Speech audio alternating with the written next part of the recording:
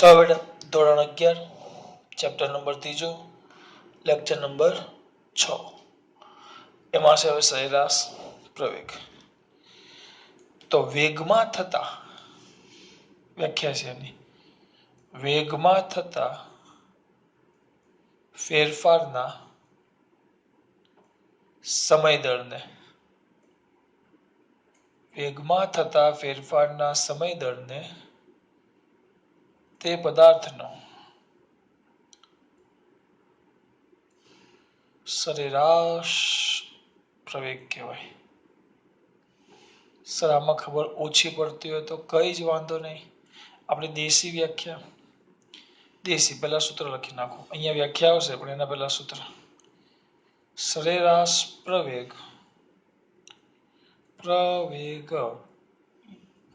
બરાબર વેગમાં થતો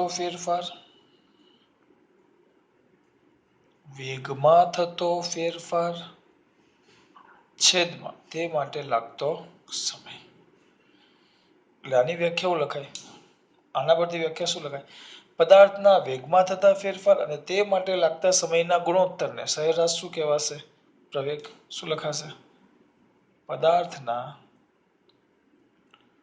શેમાં બેટા વેગમાં, પદાર્થના શેમાં વેગમાં થતા ફેરફાર અને તે માટે વેગમાં થતા ફેરફાર અને તે માટે લાગતા સમયના ગુણોત્તરને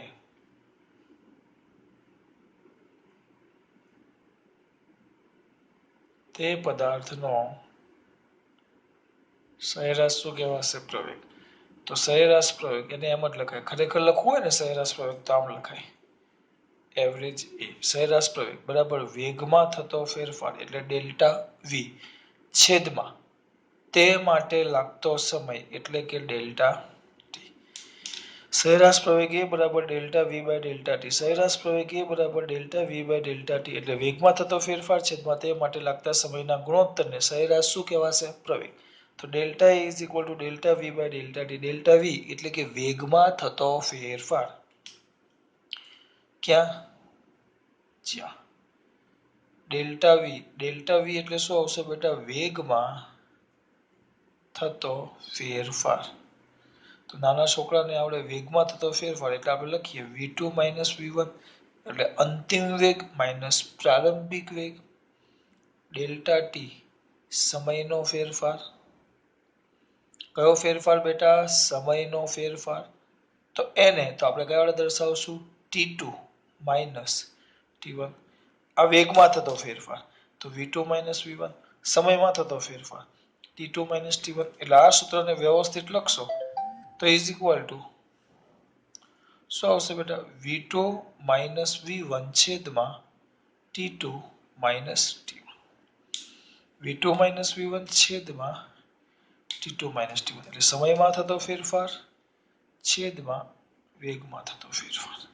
આ તમારો ફેરફાર આવ્યો, સમયમાં થતો ફેરફાર છેદમાં વેગમાં થતો ફેરફાર। બહુ સિમ્પલ વસ્તુ છે આ, બહુ જ સિમ્પલ વસ્તુ છે બેટા। જો પેલા આટલી ખબર પડી મારા દીકરાઓને, સૌથી પહેલા સરેરાશ પ્રવેગ એટલે શું, લખીને આપણે થાકી ગયા છે દેખાતું હોય તો, સરેરાશ પ્રવેગ એટલે શું આવશે, વેગમાં થતા ફેરફારના સમય દળને સરેરાશ શું કહેવાશે બેટા, પ્રવેગ। અને એ યાદ ન રહેતો હોય મારા દીકરાને તો કાંઈ નહીં, હું યાદ કરાવું ને। ચલો બીજું આવે સિમ્પલ વ્યાખ્યા, વેગમાં થતો ફેરફાર છેદમાં તે માટે લાગતો સમય એટલે આપણે એને શું કહેશું દેશી ભાષામાં, પદાર્થના વેગમાં થતો ફેરફાર અને તે માટે લાગતા સમયના ગુણોત્તરને શું કહેવાશે બેટા, સરેરાશ પ્રવેગ। કયો પ્રવેગ કહેવાશે, સરેરાશ પ્રવેગ। આગળ જો બીજું પણ છે તો સરેરાશ પ્રવેગ એવરેજ એ કહેવાય, સરેરાશ પ્રવેગ તો એવરેજ એ, તો એવરેજ એ બરાબર શું થશે, નાના છોકરાને આવડે તો વેગમાં થતો ફેરફાર છેદમાં તે માટે લાગતો સમય, વેગમાં થતો ફેરફાર delta V by delta T, delta v એટલે અંતિમ માઇનસ પ્રારંભિક તો અંતિમ, તેને આપણે v2 કહીએ તો v2 માઇનસ v1 છેદમાં સમયમાં થતો ફેરફાર તો t2 માઇનસ t1 આ થઈ ગયો તમારો સરેરાશ શું થઈ ગયું બેટા પ્રવેગ જો એટલે હું ઇંક પૂરતો હતો આમાં ખબર પડી આટલી વસ્તુ થઈ ગઈ જો બરાબર તરત જ મારા દીકરાઓને ખબર પડી જોઈએ એકમ હોશિયાર જ છો બધા તરત જ આના એકમ વિશે માહિતી મળવી જોઈએ શું આવશે આનો એકમ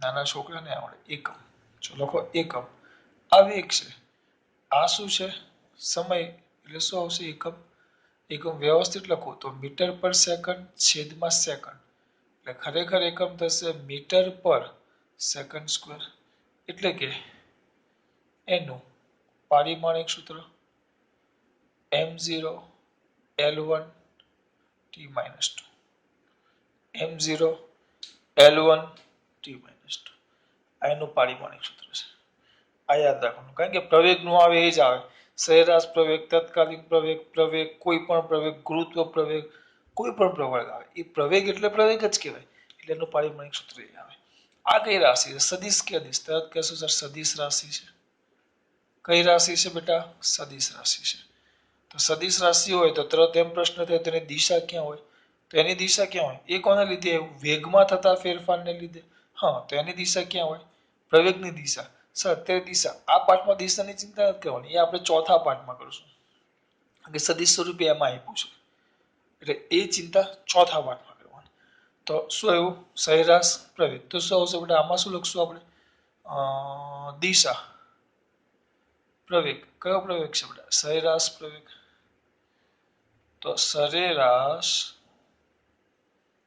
પ્રવેગની શું બેટા દિશા ક્યાં હોય સરેરાશ પ્રવેગની દિશા બોલો દિશા વેગમાં થતા ફેરફારની દિશામાં હોય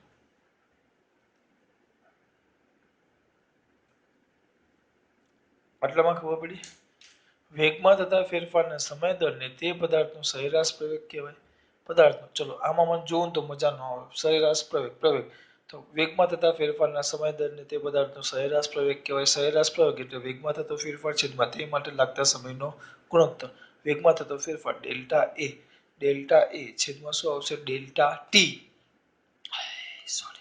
delta V by delta V વેગમાં થતો ફેરફાર તો v2 v1 ડેલ્ટા ટી સમયમાં થતો ફેરફાર તો t2 t1 અહીંયા સુધી પહોંચી ગયા તરત આશુ તરતમાં દીકરાઓને વિચાર આવશે આટલું તો થઈ ગયું હવે કઈ નહીં હવે એકમ વેગનો આવે મીટર પર સેકન્ડ સમયનો આવે સેકન્ડ એટલે મીટર પર સેકન્ડ એના છેદમાં સેકન્ડ એટલે મીટર પર સેકન્ડ સ્ક્વેર પારિમાણિક સૂત્ર પ્રવેગનું જ આવે 12 છેલ્લું માઇનસ આવી ગયું કઈ રાશિ છે સદિશ તો દિશા ક્યાં હોય વેગમાં થતા ફેરફારની દિશામાં મોટા ભાગનું બધું આવી ગયું આ થઈ ગયું સરેરાશ પ્રવેગ પણ સરેરાશ વેગની જેમ સરેરાશ પ્રવેગમાં પણ ભૂલ છે શું ભૂલ છે કે જુદા જુદા સમયે પદાર્થનો વેગ કેટલો હશે જુદા જુદા સમયે પદાર્થનો વેગ કેટલો હશે એની ચોક્કસ માહિતી સરેરાશ પ્રવેગ પરથી હવે પ્રવેગ એટલે ખબર પેલા પ્રવેગ એટલે ટૂંકમાં જો તમને સમજાવું હજી હવે જો પદાર્થના વેગમાં શું બેટા સમય સાથે શું થતો હોય વધારો તો પદાર્થ પ્રવેગી ગતિ કરે છે સર એટલે વેગમાં સમય સાથે શું થતો હોય વધારો એટલે કે સતત વેગ ધીમે ધીમે વધે પેલા ટ્રેન હજી ચલો એક બીજું લખી નાખો પછી એક હાથે ટ્રેન ચાલુ કરી જો પદાર્થના વેગમાં સમય સાથે ઘટાડો થાય તો પદાર્થ પ્રતિપ્રવેગી ગતિ કરે એમ કહેવાય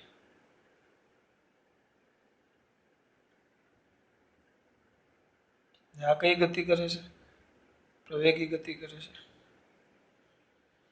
બરાબર. એટલે સર આ બેમાં મુદ્દામાં ખબર પડે સિમ્પલ વસ્તુ. જો ટ્રેન તમે ચાલુ કરો, ટ્રેન છુક છુક ગાડી જાય છે, તો પેલા શરૂઆતમાં પો પી પૂ પા હોર્ન વાગે, પછી પો વચાવ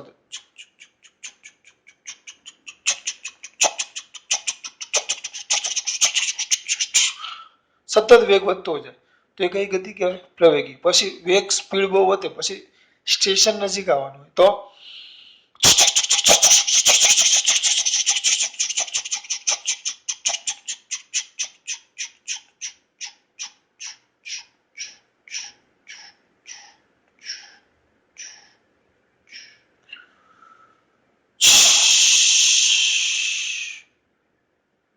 તો વેગ સતત ઘટ્યો તો એને પ્રતિપ્રવેગી. પ્રતિપ્રવેગી. વેગ સતત વધે તો પ્રવેગી ગતિ. વેગ સતત ઘટે તો પત્ની પ્રવેગી નહીં, પતિ પ્રવેગી. પ્રતિપ્રવેગી. ટૂંકમાં બીજું ઉદાહરણ, એ બધા બાઇક, એક્ટિવા કે જે પણ તમારી પાસે મોપેડ હશે, ચલાવતા હશો, તો જતા હોય, અને અમુક વાર તો છોકરાઓમાં ખાસ કે આમ હારી છોકરી જો તો હાથે કરતા નીકળી જાય, પછી આગળ જઈને ઠોકાય એ વસ્તુ અલગ છે. એ મનમાં એમ જ કહે કે જો પેલો વાઘરી જાય છે, બીજું કાંઈ ન કહે. એ પેલો બામ થર્ડ ક્લાસ તુચ્છ વ્યક્તિ જાય છે, એના મગજમાં એ જાય. ટૂંકમાં એક જોકર લાગો તમે વ્યવસ્થિત. એટલે ધ્યાન રાખજો, જોકર જ લાગો તમે. એટલે અમુકને જોઈને વધારે પડતા ફોર્મમાં છોકરાઓ ખાસ એવું બધું કરવાનું નહીં. ટૂંકમાં તમે એક્સેટ્રા કરતા નીકળી જાઓ તો એ કઈ ગતિ થાય? તો એ પ્રવેગી. વેગ સતત વધે. એન્જિનનો અવાજ છે, મારા પેટનો અવાજ નથી કરતો. પછી જોઈને ઉભા રહેવાનું, આગળ ડિવાઈડર આવતો હોય અથવા બમ્પ આવતો હોય તો ગળું છે.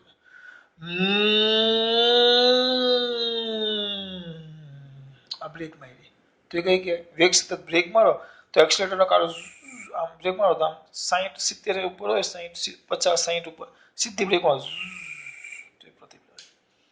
એટલે કે જો વેગમાં સમય સાથે વધારો થાય તો પ્રવેગી, વેગમાં સમય સાથે ઘટાડો થાય તો પ્રતિપ્રવેગી. હા, પણ આ સરેરાશ પ્રયોગ પરથી જુદા જુદા સમયે પદાર્થનો પ્રવેગ કેટલો હશે, એટલે કે પ્રવેગનું મૂલ્ય, પેલામાં વેગ કેટલો હશે યાદ કરો. હવે હું તત્કાલીનની વાત કરું છું. તમને સરેરાશ પ્રવેગ પૂછે તો આટલું સુધી લખી નાખવાનું, 2-3 માર્ક્સમાં જે પૂછે. ખાલી પ્રવેગની માહિતી આવે થોડાક હવે આગળ જશું. હવે શું આવશે જો એ જ મુદ્દો બેઠો પેલા જેવો કે સરેરાશ પ્રવેગ પરથી સરેરાશ પ્રવેગ પરથી સરેરાશ કોના પરથી બેટા? પ્રવેગ પરથી સમયની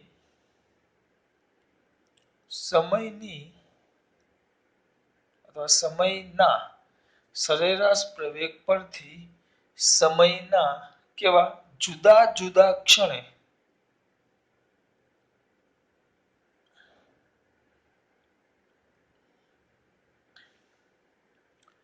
પદાર્થનો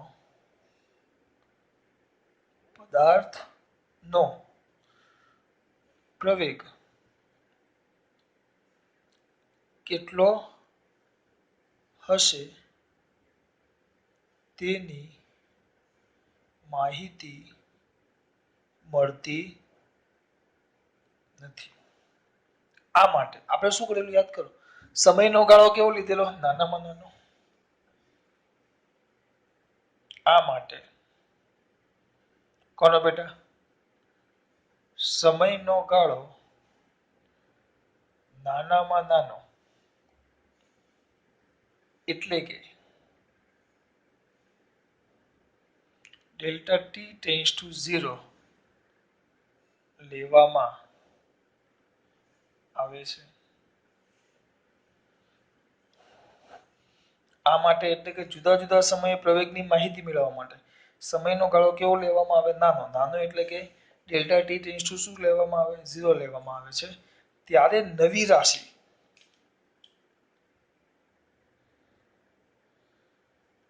ક્યારે? ત્યારે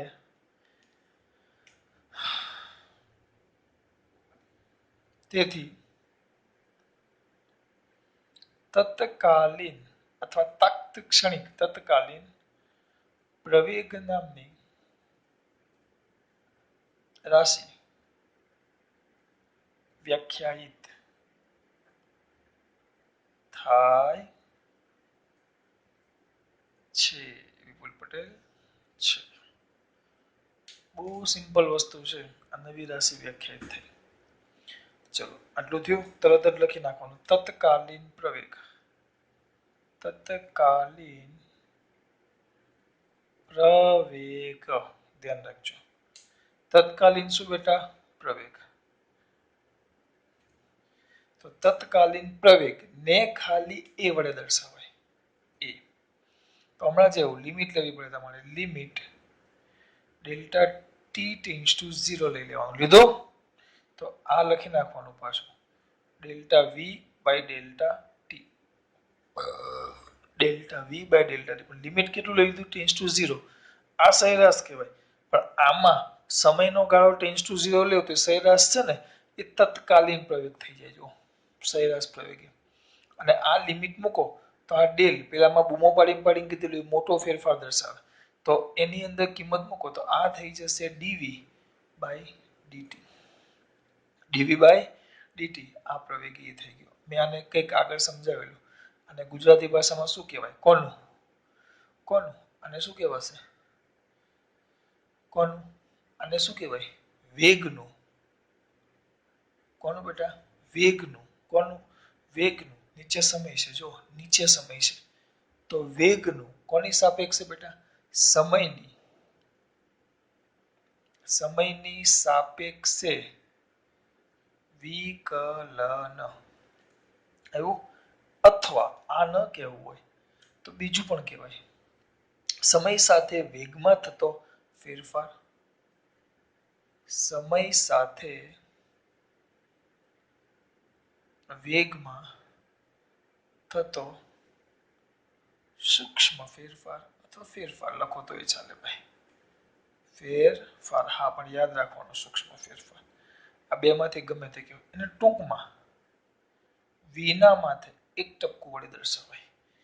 આ વીના માથે જે એક ટપકું છે, વીના માથે જે એક ટપકું લખ્યું એમ દર્શાવે કે વેગનું સમયની સાપેક્ષે એક વાર વિકલન કર્યું. આપણે એક્સ ના માથે એક ટપકું લખેલું આગળની થિયરીમાં. તત્કાલીન શું હતું? કંઈક હતું ને તત્કાલીન વેગ. તેમાં હું લખેલું એક્સ ના માટે ટપકું.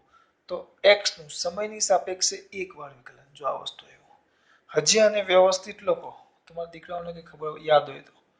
જો આ ડીવી બાય ડીટી છે. સર્ચ છે. વાંધો નહીં. હવે જો અહીંયા જો ડી બાય ડીટી. પણ વી એટલે આપણે આગળ ભણી ગયા. આ જ પાઠમાં ભણી ગયા. વેગ વી એટલે આ પાઠમાં એટલે 5મા લેક્ચરમાં. તો વેગ વીના જગ્યાએ તમે લખી શકતા dx બાય dt. આમ લખાય. એ કાઉન્સમાં લખું છું રીઝન. કારણ કે વેગ v is equal to dx by dt. તત્કાલીન વેગ એ અંતરનું અથવા તો સ્થાનનું સમયની સાપેક્ષે શું હતું બેટા? વિકલન. x નું સમયની સાપેક્ષે શું હતું? વિકલન. તો એ આવે એટલે આવી ગયું dx બાય dt. જાગો છો બેટા? થઈ ગયું. તો આને વ્યવસ્થિત લખો તો આમ થશે d બે વાર છે તો d square x by dt dt બે વાર તો dt સ્ક્વેર. અહીંયા જોજો અહીંયા d સ્ક્વેર x લખ્યો છે અને અહીંયા dt dt બે વાર એટલે dt સ્ક્વેર. આમ ભલે dt સ્ક્વેર એમ નહીં, dt સ્ક્વેર. dt એક જ છે. d અને t અલગ ન થાય. d અને t અલગ ન થાય એટલે dt સ્ક્વેર. એટલે આ dt square dx square by dt square. અને હજી વ્યવસ્થિત લખો તો અહીંયા જો હજી વ્યવસ્થિત લખો તો એને x ની માથે કેટલા ટપકા કહેવાશે? 2. કેમ? કેમ સર x ની માથે 2 ટપકા કર્યા?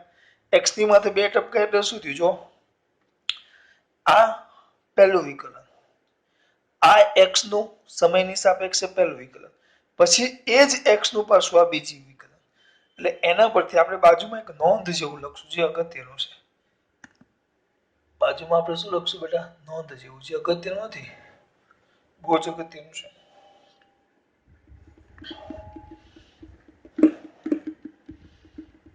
જોઈએ તો એનો મતલબ શું થયો? આને શું કહેવાય ખબર? આને કોની સાપેક્ષે બેટા? x નું સમયની સાપેક્ષે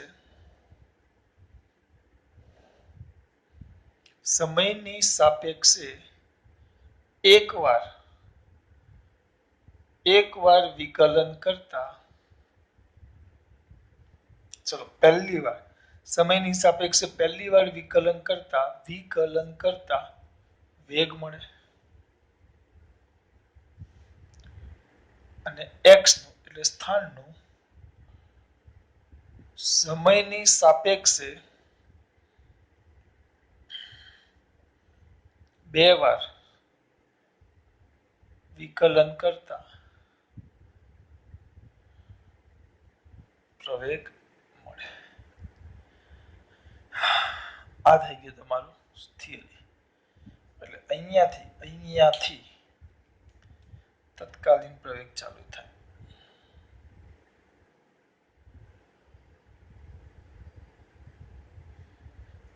કયો પ્રવેગ ચાલુ થાય? તત્કાલીન. કેટલી થિયરી હતી? 2 અને બધા મુદ્દા એમસીક્યુ છે. પહેલો મુદ્દો ચાલુ કરી. વેગમાં થતા ફેરફારના સમય દરને તે પદાર્થનો સરેરાશ પ્રવેગ કહેવાશે. સરેરાશ પ્રવેગ એટલે વેગમાં થતો ફેરફાર છેદમાં તે માટે લાગતો સમયનો ગુણોત્તર. એટલે એનો ગુણોત્તર આવી ગયો. તો average is equal to delta v by delta t. Delta v is equal to v2 v1 છેદમાં t2 t1. v2 v1 છેદમાં t2 t1. હવે કોનો વારો પાછો? મારો જ વારો. v2 v1 છેદમાં વિપુલ t2 t1. પછી આનો એકમ મીટર પર સેકન્ડ છેદમાં સેકન્ડ એટલે મીટર પર સેકન્ડ સ્ક્વેર. પારિમાણિક સૂત્ર 12 છેલ્લું માઇનસ આવી ગયું. સદિશ દિશા ક્યાં આવે? વેગના ફેરફારની દિશામાં. એટલે અહીંયા સુધી આવી ગયા. જો બરાબર. જો વેગ સમય સાથે વધતો હોય તો પ્રવેગી ગતિ, વેગ સમય સાથે ઘટતો હોય તો પ્રતિપ્રવેગી ગતિ. હવે સરેરાશ પ્રવેગ પરથી જુદા જુદા સમયે પદાર્થનો પ્રવેગ કેટલો હશે એની કોઈ માહિતી મળતી નથી. આ માટે સમયનો ગાળો નાનો લેવામાં આવે એટલે કે ડેલ્ટા t → 0 લેવામાં આવે તો એક નવી રાશિ, તેથી નવી રાશિ કઈ? તત્કાલીન પ્રવેગ વ્યાખ્યાયિત થાય છે. તત્કાલીન પ્રવેગ a = limit delta t → 0 limit delta t → 0 delta v by delta t.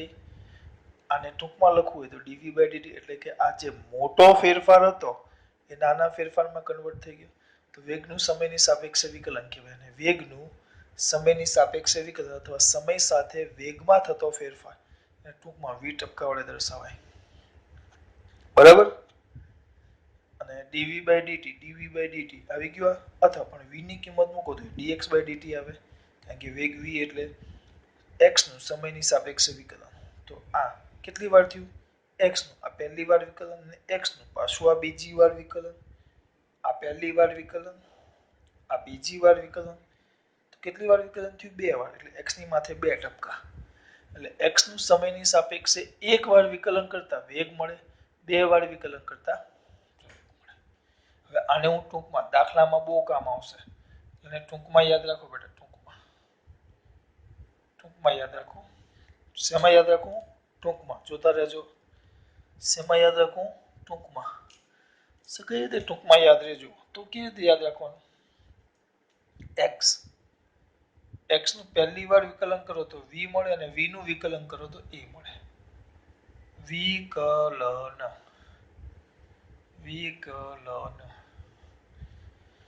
એટલે કે x નું સ્થાનાંતરનું અંતરનું એકવાર વિકલન કરો તો વેગ મળે, વેગનું વિકલન કરો તો પ્રવેગ મળે. એટલે x નું કેટલી વાર વિકલન કરવું પડે? 2 વાર. x નું કેટલી વાર વિકલન કરવું પડે? 2 વાર. એટલે કે x નું 2 વાર વિકલન કરો તો પ્રવેગ મળે. હવે ઊંધું આ યાદ રાખજો. ઊંધું આવ્યું નથી પણ હું તમને કહી દઉં છું. આ એ છે ઊંધી ક્રિયા છે. વિકલનની ઊંધી ક્રિયા.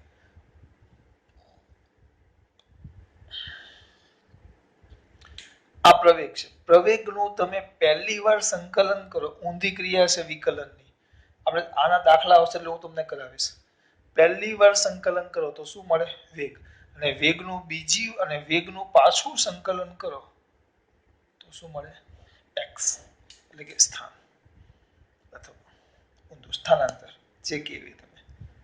સ્થાનાંતર, સ્થાન, અંતર એક પરિમાણમાં વાંધો નહીં આવે.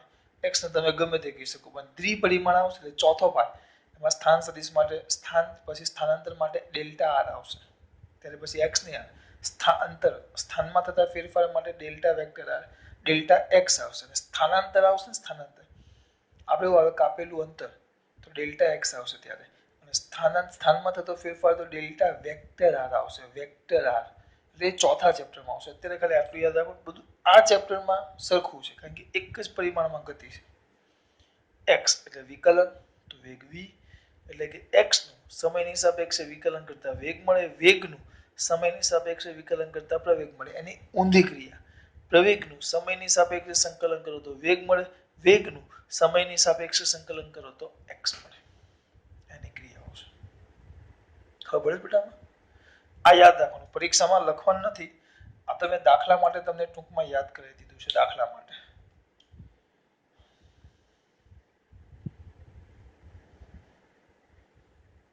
આ તમારી થિયરી પૂરી આ તમારી થિયરી પૂરી જો બરાબર કમ્પ્લીટ તમારી આખી થિયરી પૂરી પણ હવે આપણે વ્યાખ્યામાં પહેલા એમ લખ્યું કે પદાર્થના વેગમાં ફેરફાર કરવામાં આવે પદાર્થના ક્યાં બેટા વેગમાં શું કરવામાં આવે ફેરફાર પદાર્થના ક્યાં દીકરા વેગમાં શું કરવામાં આવે ફેરફાર જો તમે પદાર્થના વેગમાં ફેરફાર કરો તો પ્રવેગ ઉત્પન્ન થાય પણ હવે આ જૂની ચોપડીમાં તો આમાં નથી આવ્યું તો સર આ વેગમાં ફેરફાર કેમ થાય અહીંયા ધ્યાન આપજો આ વધારાનું છે થોડુંક આ થિયરી જોઈને એના સિવાયનું વધારાનું છે કે ભાઈ એના વેગમાં તમે કઈ રીતે ફેરફાર કરી શકો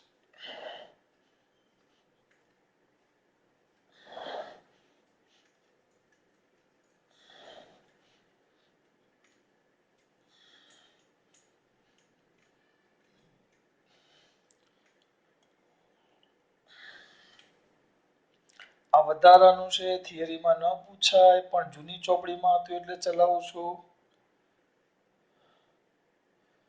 કોણ પદાર્થના વેગમાં ફેરફાર કરતા શું મળે બેટા પ્રવેગ મળે હવે મારો પ્રશ્ન એમ છે આ વેગમાં ફેરફાર કરતા તો સર વેગમાં કઈ રીતે ફેરફાર જો વેગ સદિશ રાશિ છે સદિશ રાશિ હોય તો એના મૂલ્યની સાથે સાથે એની દિશા પણ આવે સદિશ રાશિ હોય તો મૂલ્યની સાથે સાથે શું આવે દિશા તો વેગમાં ફેરફાર ત્રણ રીતે થાય ધ્યાન રાખજો ત્રણ રીતે થાય કઈ ત્રણ રીતે પહેલું કે માત્ર વેગના મૂલ્યમાં ફેરફાર કરો વેગના મૂલ્યમાં ફેરફાર કરો બીજું વેગની દિશામાં ફેરફાર કરો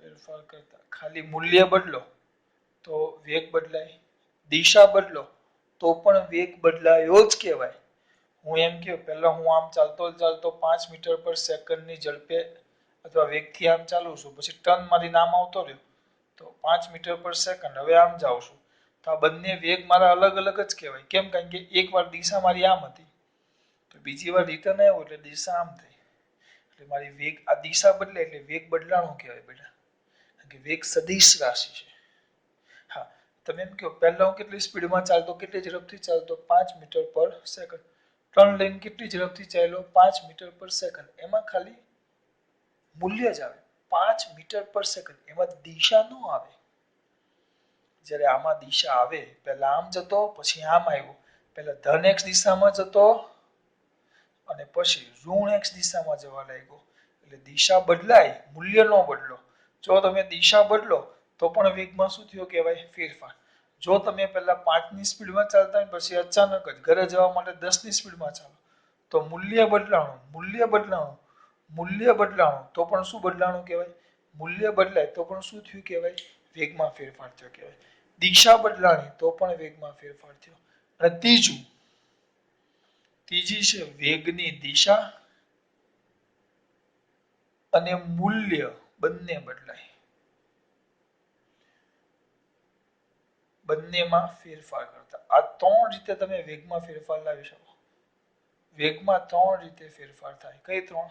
પહેલું કે વેગના મૂલ્યમાં ફેરફાર થાય, વેગની દિશામાં ફેરફાર થાય. ચલો, વેગના મૂલ્યમાં ફેરફાર થાય, વેગની દિશામાં ફેરફાર થાય, વેગની દિશા અને મૂલ્ય બંનેમાં ફેરફાર થાય.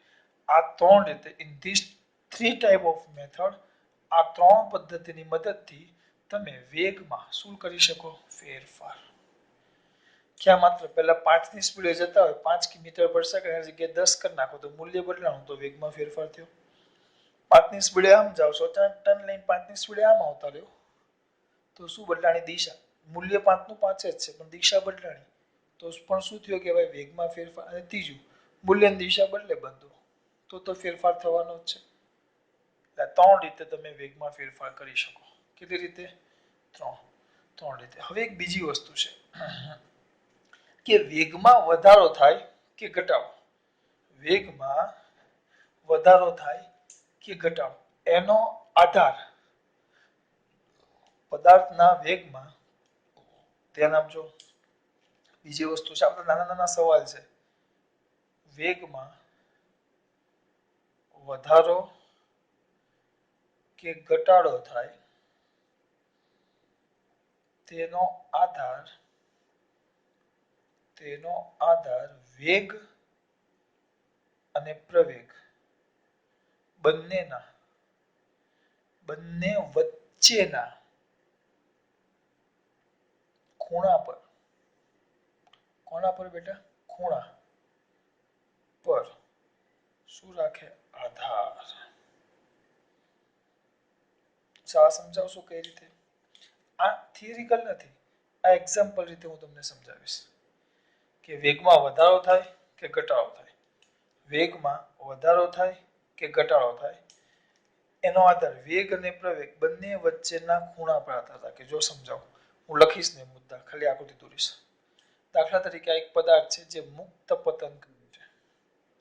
અહીંયા દોરું કારણ કે ત્યાં જગ્યાની જરૂર પડશે. આ એક પદાર્થ છે, દેખાય છે ને બેટા? બહુ વધારે દેખાય છે. આ પદાર્થ છે. કયું પતન કરે બેટા? મુક્ત પતન. મુક્ત પતન એટલે ખબર ને? પહેલી વાર શબ્દ સાંભળ્યો હશે, મુક્ત પતન.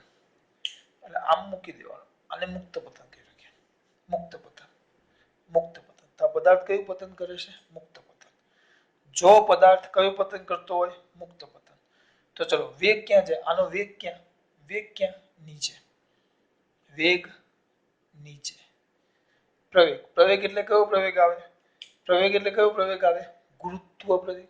પ્રવેગ એટલે કયો પ્રવેગ આવે? ગુરુત્વ પ્રવેગ. કયો પ્રવેગ આવે? ગુરુત્વ પ્રવેગ. તો એનો એ પ્રવેગ પણ ક્યાં? નીચે. તો વેગ અને પ્રવેગ બંને એક જ દિશામાં. જો તો નીચે જાય બંને એક જ દિશામાં, તો થીટા કેટલો થઈ ગયો? 0.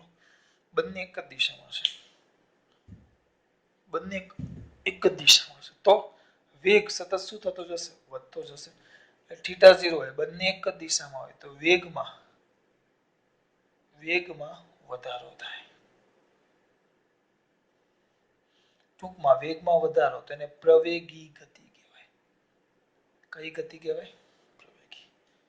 જો પદાર્થને કયું પતન કરવામાં આવે? મુક્ત પતન. કયું પતન? મુક્ત પતન. હવે કોઈકને એમ થાય, સર ચલો પદાર્થને ઉપર નાખીએ. જો તમે પદાર્થને વ્યવસ્થિત તાકાત કરીને ઉપર નાખો, પદાર્થને ઉપર, કઈ દિશામાં? ઉધ્વ દિશામાં ગતિ કરવામાં આવે. ઉધ્વ દિશા. કઈ દિશામાં ગતિ કરવામાં આવે? ઉધ્વ દિશા. જો પદાર્થને ઉધ્વ દિશામાં ગતિ કરવામાં આવે, ઉપર નાખો, હું આને ઉપર નાખું, આમ ઉપર નાખું, આમ, તો વેગ ક્યાં જાય છે? વેગ ઉપર. પણ ઉપર ગમે તે પદાર્થને ગમે તે નાખો, ગુરુત્વ પ્રવેગ, ગુરુત્વાકર્ષણ બળ તો હંમેશા ક્યાં લાગવાનું? નીચે જ.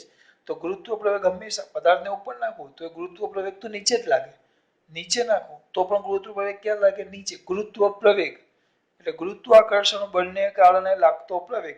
તો ગુરુત્વાકર્ષણ બળ જ નીચે લાગે તો એને કારણે પ્રવેગ ક્યાં લાગવાનો? નીચે જ. એટલે કે એનો જે પ્રવેગ છે એ નીચે જશે. જો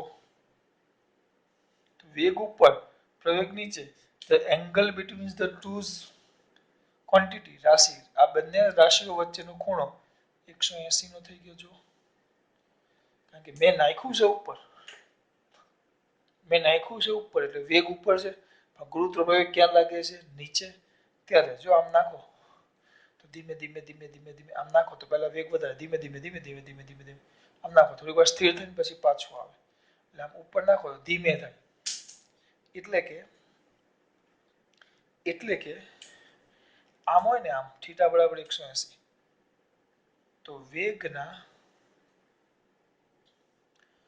વેગમાં ઘટાડો થાય. ટૂંકમાં પ્રતિપ્રવેગી ગતિ થાય. પતિની ગતિ. આ મુક્ત પતન થાય ત્યારે આ ઉધ્વ દિશામાં થાય. હવે દાખલા તરીકે આપણો પદાર્થ વર્તુળાકારમાં આગી ગતિ કરે છે. કેવા? વર્તુળાકાર. બેટા આમાં થોડુંક યાદ રાખજો અત્યારે, કારણ કે તમે જેમ આગળના પાઠમાં જોશો ને ત્યારે બધી વર્તુળાકારમાં આગી ગતિ ને બધી કમ્પ્લીટ માહિતી આવશે. તે થોડુંક યાદ રાખો. તો વર્તુળાકારમાં આગી ગતિ કરે તો વેગ હંમેશા આ બાજુ સ્પર્શકની દિશામાં, વેગની દિશા હંમેશા સ્પર્શક, અને પ્રવેગ હંમેશા કેન્દ્ર તરફ હોય. કેન્દ્ર તરફ શું હોય? પ્રવેગ આમ હોય. આ તમારો પ્રવેગ એ કેન્દ્ર તરફ શું હોય બેટા? પ્રવેગ. ખરેખર કેન્દ્ર તરફ. ચલો બળની વાત કરો. બળ બે પ્રકારના બળ આવે. કોઈ વખત તમે બસમાં આમ ખૂણામાં આ બાજુ બેઠા હોય અને અચાનક જોરથી ટર્ન લઈને તો આપણે આમ નમી જઈએ. અચાનક આપણે કોઈ ધક્કો ન મારે તો આમ થઈ જઈએ, અથવા આપણે આમ થઈ જઈએ. એક આભાસી બળ લાગે, જેને આભાસી બળ કહેવાય. કેન્દ્ર ત્યાગી બળ આવે, કેન્દ્રગામી, બે પ્રકારના બળો આવે. એ પછી સમજશું આપણે. એ તમારે 5મા ચેપ્ટરમાં આવશે. અત્યારે યાદ રાખો, બળ કેન્દ્ર તરફ હોય તો આમ બળ કેન્દ્ર તરફ છે, અને વેગ ઉપર. બળ કેન્દ્ર તરફ છે તો જે દિશામાં બળ હોય એ જ દિશામાં પ્રવેગ હોય. તો પ્રવેગ કઈ તરફ હોય? વર્તુળાકાર માર્ગે ગતિ કરે તો પ્રવેગ કઈ તરફ હોય? કેન્દ્ર તરફ. ન પડી ખબર? ઉદાહરણ આપો. એક મોટો પથ્થર લો, 2 કિલોગ્રામ, એને દોરીથી બાંધો, પછી મસ્ત ચક ચક ચક ચક ચક ચક ચક ફેરવો તો અહીંયા તમારા હાથ ઉપર બળ લાગશે. જો દોરી વડે તમે હાથને આમ દોરીને પકડી રાખો, તમે એક બળ લગાડો છો, આમ ગોળ ગોળ ફરો છો, આમ એક ધારું આમ કરીને મૂકી દો તો એક ધારું ફરશે. તો તમે જોશો તો વેગ ક્યાં હોય? સ્પર્શકની દિશામાં. દોરીમાં બળ લાગે, દોરીમાં ક્યાં? આ બાજુ લાગે. ક્યાં આમ લાગે? કેન્દ્ર આમ લાગે ને, કેન્દ્ર ત્યાગી કહેવાય.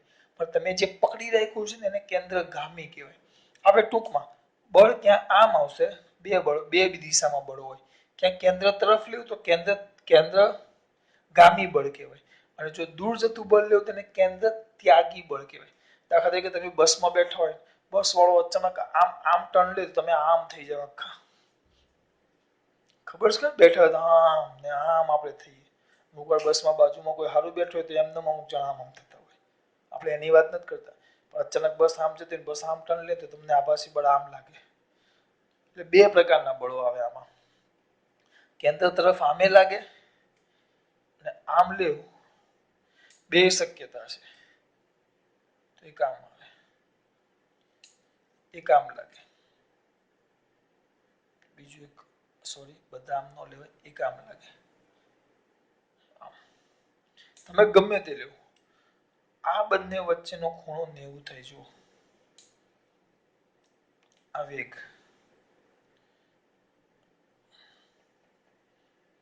અને આમાં આ પ્રવેગ છે, તો બંને વચ્ચેનો ખૂણો બંને કિસ્સામાં 90 થાય. જુઓ તો આ રીતે બંને એકબીજાને લંબ હોય. થીટા કેટલો હોય? 90.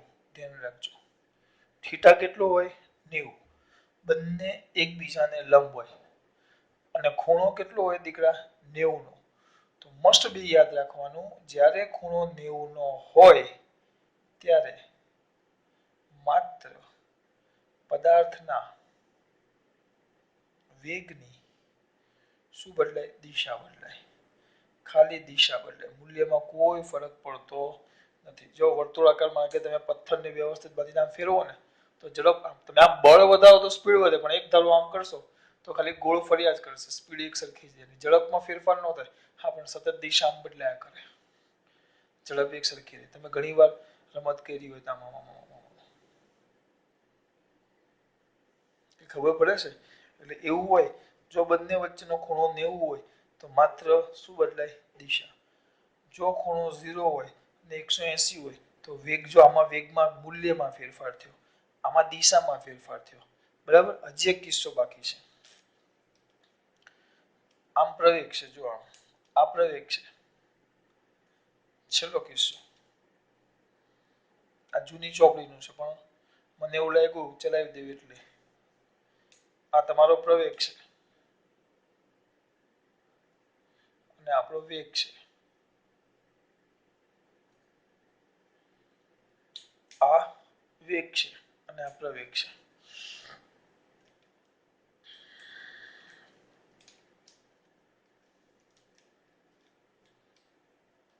તો ઊંધું કરી નાખો. આને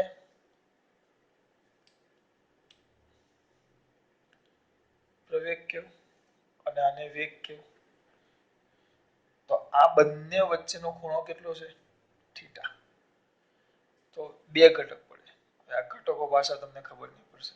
જો સમજો, એક ઘટક, આ પ્રવેગનો ઘટક એક આમ અને એક આમ. તો આ ઘટક છે, આ પ્રવેગનો વેગને લંબ ઘટક. આ પ્રવેગ હતા, એના બે ભાગ પડ્યા. એક આ ઘટક કર્યો ને એક આ ઘટક કર્યો. એને ઘટક પડ્યા કહેવાય, બે ભાગ. આ એવો ભાગ છે જે વેગને, અહીંયા ધ્યાન આપો, આ કેવો ભાગ છે? પ્રવેગનો વેગને લંબ ઘટક. જ્યારે આ પ્રવેગનો વેગની દિશામાંનો ઘટક. દિશામાંનો ઘટક. કારણ કે આ પ્રવેગ થયો, આ જે છે આ પ્રવેગ એ છે, તો આને એ કહી દો. તો આ એ સમાંતર, આ જે સમાંતર ઘટક છે વેગને, જ્યારે આ એ લંબ ઘટક છે. લંબ માટે ઊંધો ટી આવે, આ તમે 10મા ધોરણમાં ભણી ગયા છો. બે લીટા એટલે સમાંતર થાય અને આમ ઊંધો ટી એટલે લંબ થાય. તો આ વેગને સમાંતર ઘટક છે અને આ પ્રવેગનો વેગને કયો ઘટક થઈ ગયો? લંબ. તો આ જે સમાંતર ઘટક છે ને, સમાંતર ઘટક, એના કારણે વેગનું મૂલ્ય બદલાય. આને કારણે વેગનું મૂલ્ય બદલાય. જો એક જ દિશામાં હોય તો આયરું, ક્યાં મૂલ્ય વધે ક્યાં ઘટે. લંબ ઘટક હોય, લંબ ઘટક, તો માત્ર આને કારણે વેગની શું બદલાય બેટા? દિશા બદલાય. પાછું પ્રવેગ અને વેગ વચ્ચે જો ખૂણો થીટા હોય તો પ્રવેગના બે ઘટક પડે. એક આમ સીધો, જે વેગને લંબ છે, જો આયરો, અને એક વેગને સમાંતર, એની દિશામાં. તો આ સમાંતર ઘટક છે એ વેગના મૂલ્યમાં ફેરફાર કરે, અને જે લંબ ઘટક છે વેગની શું બદલે? દિશા. અહીંયા જો આવ્યું, આ બે સમાંતર કહેવાય. આ સમાંતર છે, એક ઉપર બે નીચે, અને એક ઉપર ને એક નીચે. તો એકને કારણે વેગના મૂલ્યમાં વધારો થયો, બીજાને કારણે વેગના મૂલ્યમાં ઘટાડો થયો. એટલે એ ખાલી મૂલ્ય જ બદલે. અને જો 90 નો ખૂણો હોય તો એ માત્ર શું બદલે? દિશા. એટલે આ બે વસ્તુ થઈ ગઈ. ચોખાસ વાત.